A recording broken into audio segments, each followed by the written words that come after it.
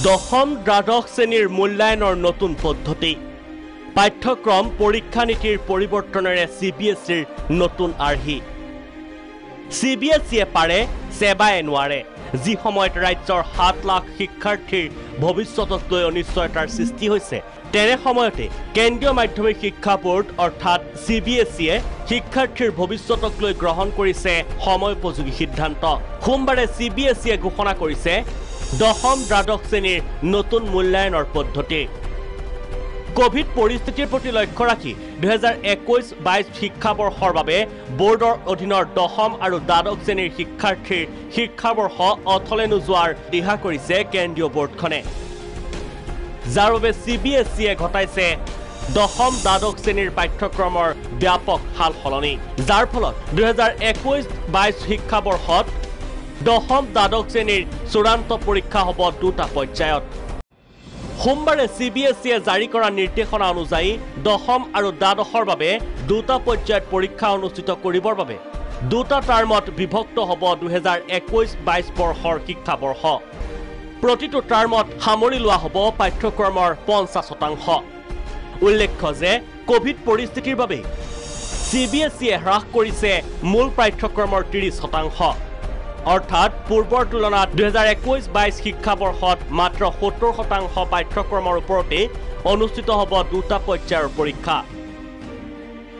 আমি 2021-22 শিক্ষাবৰ্ষ সেই বৰ্ষটোক আমি সকলোবিলাক বোৰ্ডে মেক্সিমাম বোৰ্ডেই বহুত বোৰ্ডেই কি কৰিছিলে আমি এই পৰিস্থিতিৰ কাৰণে যেহেতু ক্লাছ পাতি ভালকৈ আমি কৰিব পৰা নাছিলোঁ অনলাইন মাধ্যমৰো ক্লাছ অলপমান কৰিছিলোঁ যদিও সিমান এটা ইফেক্টিভ নহয় সেইকাৰণে আমি যেটো 100% আমাৰ যেটো সিলেবাস প্ৰথমতে দিছিলো কাৰিকুলাম এটা দিয়া আছিল সেইটোক আমি প্ৰত্যেক বহুত বোৰ্ডেই কৰিছে এটো ৰেশনালাইজ কৰি পেলাই 30% কমাই দি আমি 70% ৰ ওপৰত এখন ৰেশনালাইজ সিলেবাস কৰা আছিল যেটো পাবলিশড আছে যে এই ৰেশনালাইজ সিলেবাসটো আমি দুটা টাৰ্মত ভাগ কৰিম টাৰ্ম 1 টো যেটো নৱেম্বৰ ডিসেম্বৰত এটা শেষ হ'ব আৰু তাৰ পিছত টাৰ্ম 2 টো গৈ পেলাই মাৰ্চত শেষ হ'ব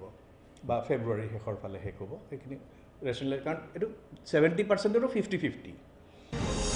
দুটা পৰীক্ষাৰ ভিত্তিত মাৰ্কশিট ব্যৱস্থা ইতিমধ্যে সমগ্ৰ ৰাজ্যজুৰি সেৱাৰ মাৰ্কশিট প্ৰদানৰ প্ৰসংগই সৃষ্টি কৰি আহিছে তীব্ৰ বিতৰ্কৰ সেৱাৰ নাভুত নাৰ্চুট সিদ্ধান্তৰ বিপৰীতে CBSE গ্ৰহণ কৰিছে সময়োপযোগী সিদ্ধান্ত 2021-22 শিক্ষাবৰ্ষত অনুষ্ঠিত হ'বলগীয়া দুটা পৰীক্ষাৰ ভিত্তিত মাৰ্কশিট প্ৰদান কৰা হ'ব দশম আৰু দ্বাদশ শ্ৰেণীৰ শিক্ষাৰ্থীক সমগ্ৰ দেশতে CBSEৰ অধীনত আছে 33 লাখ দশম দ্বাদশ শ্ৰেণীৰ শিক্ষাৰ্থী কোভিড পৰিস্থিতিৰ প্ৰতি লক্ষ্য ৰাখি ইমান বৃহৎ সংখ্যক ছাত্ৰ ছাত্ৰীৰ ভৱিষ্যতক লৈ CBSE যদি এনে উপযোগী সিদ্ধান্ত গ্ৰহণ কৰিব পাৰে তেন্তে সেৱা আৰু শিক্ষা সংসদে নোৱাৰে কিয় এই ক্ষেত্ৰত উচিত তথা বিতৰ্কিতহীন সিদ্ধান্ত গ্ৰহণ কৰিব পাৰিবনে ৰাজ্যৰ এই দুখন শিক্ষা বোৰ্ডে ব্যুৰ ৰিপৰ্ট প্ৰাগ নিউজ